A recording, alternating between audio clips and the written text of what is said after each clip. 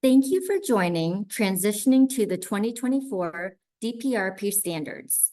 The CDC Diabetes Prevention Recognition Program Standards and Operating Procedures, or DPRP Standards for short, describes in detail the DPRP standards for the National Diabetes Prevention Program, or National DPP Lifestyle Change Program, and explains how an organization may apply for, earn, and maintain CDC recognition.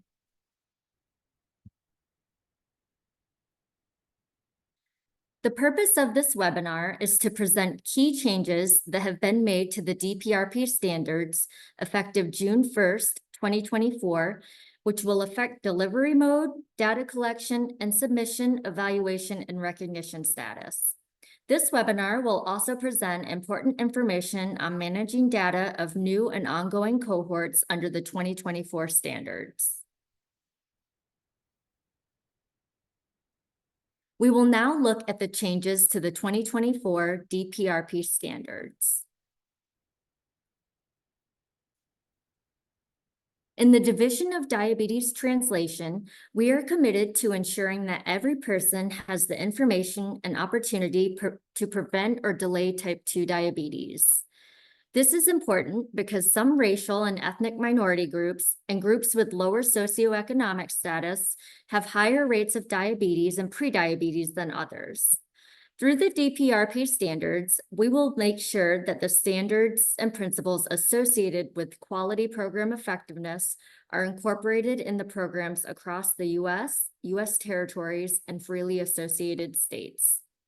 In the 2024 DPRP standards, we are including the application of health equity principles to further ensure all organizations that deliver the National DPP Lifestyle Change Program do so with health equity in mind.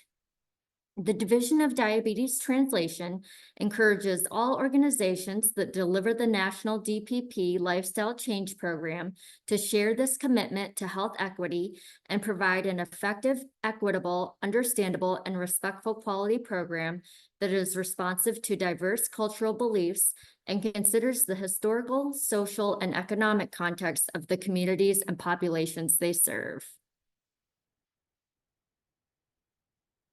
We will now present the changes made to program delivery mode. Organizations may offer the program through any or all of the following delivery modes: in-person, distance learning, in-person with the distance learning component, online, and combination with an online component, but are required to submit a separate application for each delivery mode used. This will result in a separate organization code for each delivery mode. Data for each delivery mode will be submitted under the corresponding org code during the submission due month. It is important to note that organizations delivering or wishing to deliver the Medicare Diabetes Prevention Program, or MDPP, may only offer or only deliver using an in-person or in-person with a distance learning component org code. We have expanded the delivery options for combination organizations. This expansion will allow for the use of one modality in the core phase and another modality in the core maintenance phase at the participant level. There could also be a consistent delivery approach of two modalities across each participant in a rotating manner. For example, one session in one modality and the next session in another modality, or your organization can choose to do 5 sessions in one modality and the next 5 sessions in another modality. Another option is that an entire cohort can be delivered in different delivery modes. This means that one cohort would be delivered in one modality and another cohort delivered in a different modality. The flexibility under these combination modalities offer the opportunity for some of your participants within a cohort to attend using one delivery mode and others within the same cohort using another modality. These are just some examples of how the combination delivery can be implemented. Ultimately, the organization should adhere to the modalities or modality components that make up their approved delivery mode.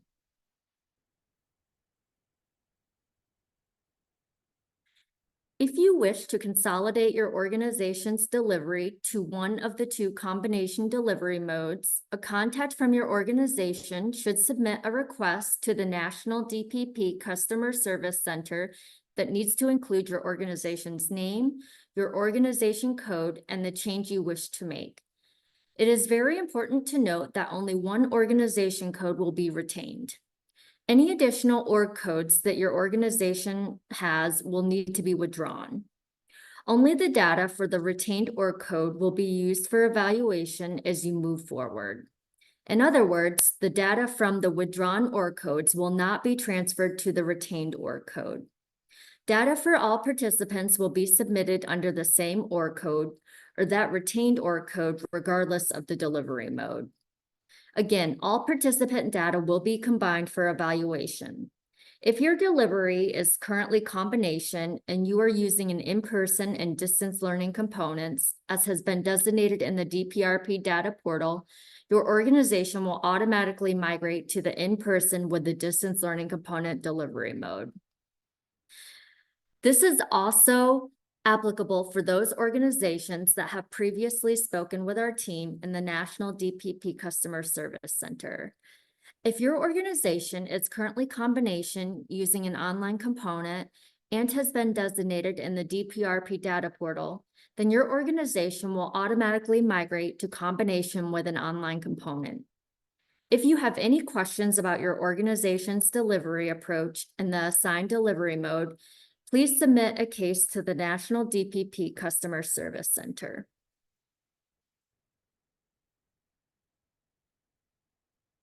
Now we will present the changes in recognition.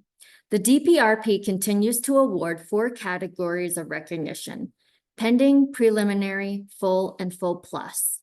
As we progress through these slides, we will focus on the changes for recognition. CDC strongly encourages you to read the DPRP standards in its entirety to understand all requirements for achieving and maintaining CDC recognition. Preliminary and full recognition will no longer have expiration dates. Organizations in preliminary or full will retain that recognition level as long as data submissions are made every 6 months. Biannual data submissions are a DPRP requirement regardless of the recognition status that your organization has achieved. However, full plus recognition will expire 12 months after being awarded, unless all requirements for full plus are met at the time of evaluation. Organizations that do not continue to meet requirements for full plus at the 12-month mark will revert to full recognition. Organizations that achieve full plus or were awarded full plus before the 2024 standards were released July 1st, 2024, will be allowed to keep that designation to the original expiration date. To check your expiration date, please log into the DPRP data portal and navigate to your recognition certificate.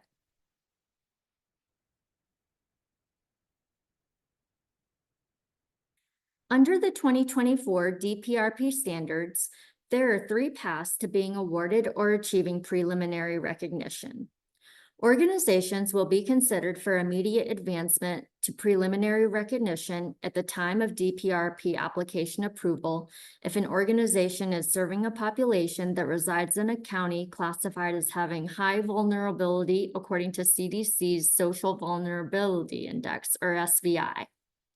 In the second path, organizations will move into preliminary recognition at the time of the sequence, 1 data submission at the 6-month point, or at time of sequence 2 data submission at the 12-month point if data indicate that at least 5 new eligible participants have attended at least 8 sessions.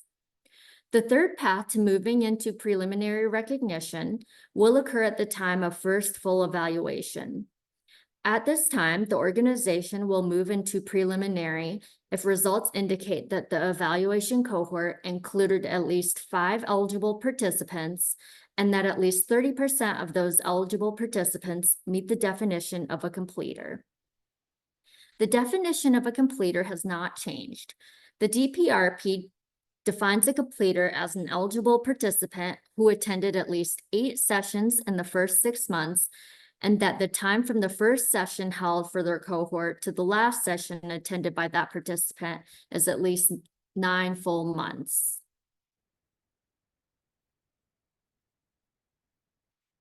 In order to advance to full recognition, organizations must meet the new requirement 5 that we reviewed on the previous slide. Organizations should also note that the results of requirements 6 and 7 will only be considered for advancement and recognition if at the time of evaluation requirement 5 is met. Requirement 6 is the risk reduction requirement.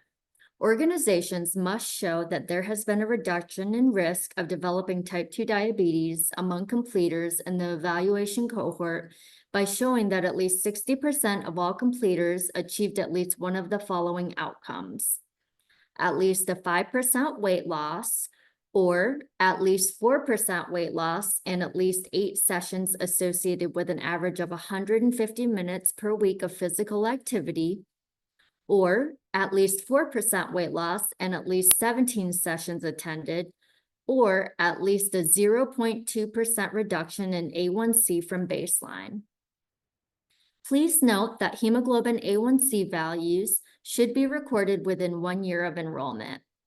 Please also note the change in the collection and evaluation of physical activity minutes. Under the 2021 DPRP standards, participants were asked to report the total number of minutes performed in the week leading up to the session.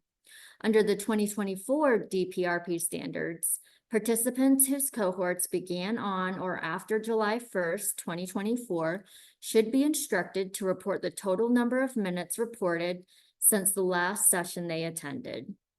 CDC will calculate the participants' weekly average based on these numbers. Requirement 7, the eligibility requirement, is unchanged from the 2021 DPRP standards. Organizations must show that at least 35% of completers in the evaluation cohort are eligible for the year-long National DPP Lifestyle Change Program based on either a blood test indicating prediabetes or a history of gestational diabetes. Several data elements have been added to the data collection. In addition, some revisions have been made to existing data elements. There are several new data elements that have been added. You are now required to collect and report participant zip code of residence. With the addition of virtual delivery in 2015, we know that organizations are able to enroll participants in areas other than where they are physically located. Collecting this information will allow us to identify gaps in enrollment. This information should reflect their zip code at the time of enrollment. It should not change if the participant moves. With respect to race and ethnicity, we have added a variable to represent participants who identify as Middle Eastern or North African. We feel this will allow participants to more accurately identify themselves. The data element ethrace info is a free text response that allows for up to 100 characters. This is an opportunity for the participant to provide more information about their ancestry, culture, country of origin, or something else.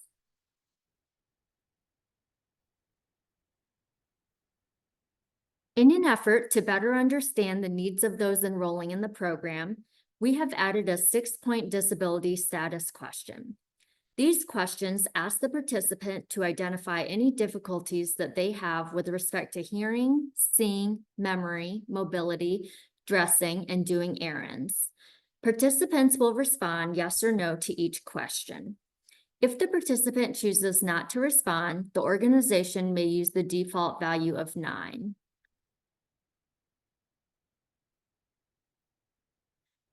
Two of the existing data elements have been renamed in the 2024 standards.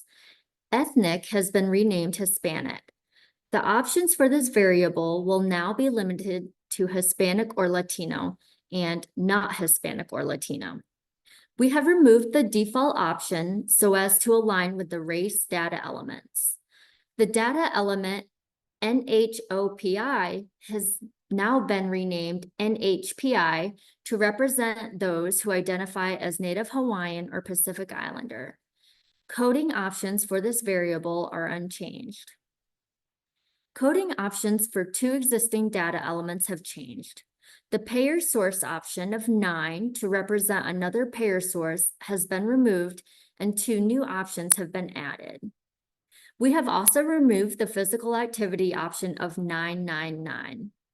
Under past versions of the DPRP standards, PA equals 999 was used as a default entry. We no longer accept default entries for this data element. If a participant does not have physical activity minutes to report, then the organization should enter a 0 for that date.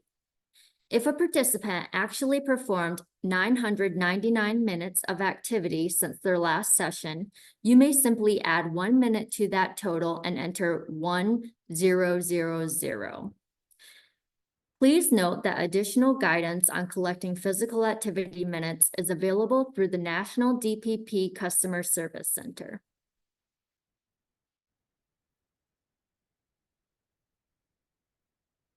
An optional participant enrollment form has been included in the 2024 DPRP standards to assist organizations with data collection.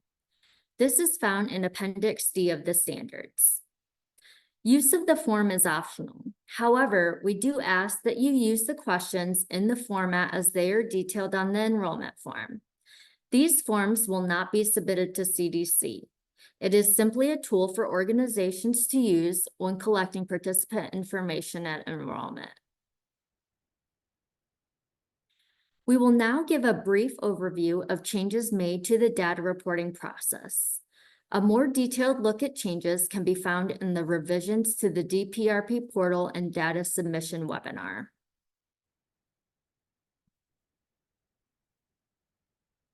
As with the transition to the 2021 DPRP standards, there will be a 6-month grace period for organizations to update data collection systems and/or start collecting data in the 2024 format. During that time, there will be a conversion tool in the DPRP portal, which you may use to convert your file to the new format before attempting to upload and submit the file. To use the conversion tool, you'll need to make sure the file is in the proper 2021 format with no blank cells, incorrect org codes, or any other issues that would cause an upload failure. The conversion tool does not validate data or check for errors. If an entry is incorrect or invalid, the converted file will retain that incorrect entry. To use the conversion tool, log into the DPRP portal and click on Submit Evaluation Data. On the All Files page, you will see 2 options: Upload 2024 format file and Convert 2021 to 2024 format file. Click on Convert 2021 to 2024 format file.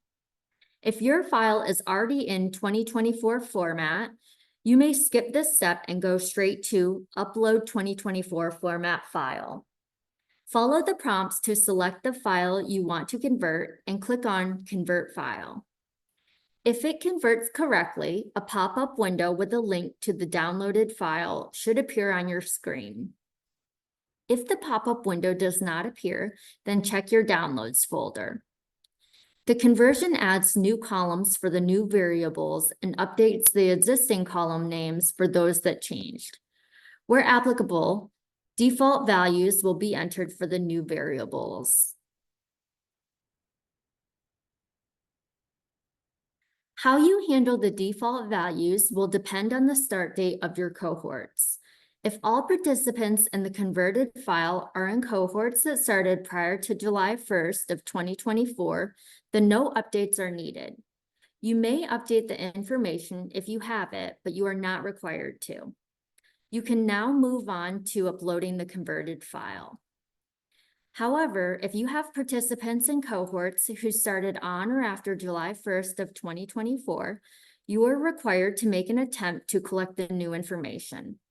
Once obtained, these responses should replace the default values on the spreadsheet. Several new variables do have default options should the participants choose not to respond. Please note that these default options are not meant to be used in place of asking the questions. Also, as a reminder, before you attempt to upload the file, make sure there are no blank cells, as this will result in an upload failure.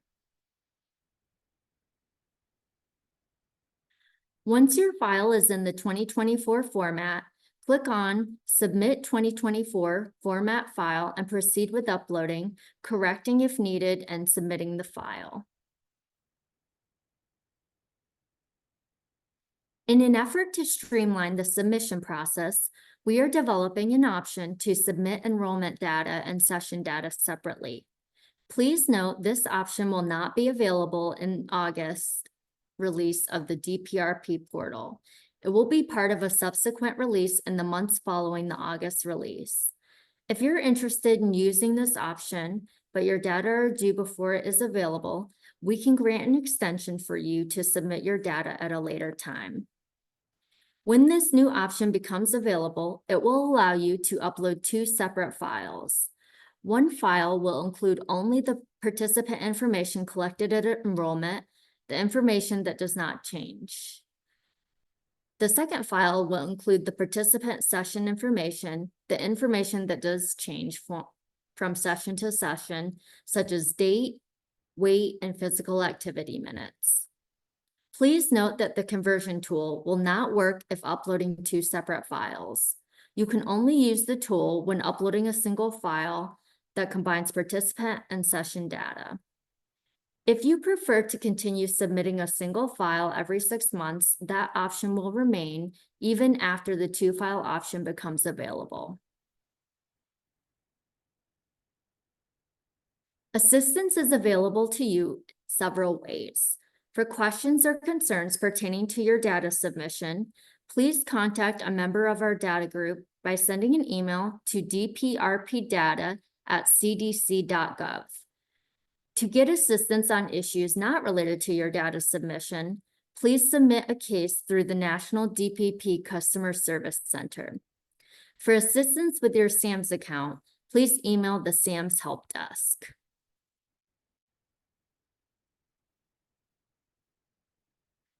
Thank you for participating in the Diabetes Prevention Recognition Program and your efforts to delay and prevent type 2 diabetes.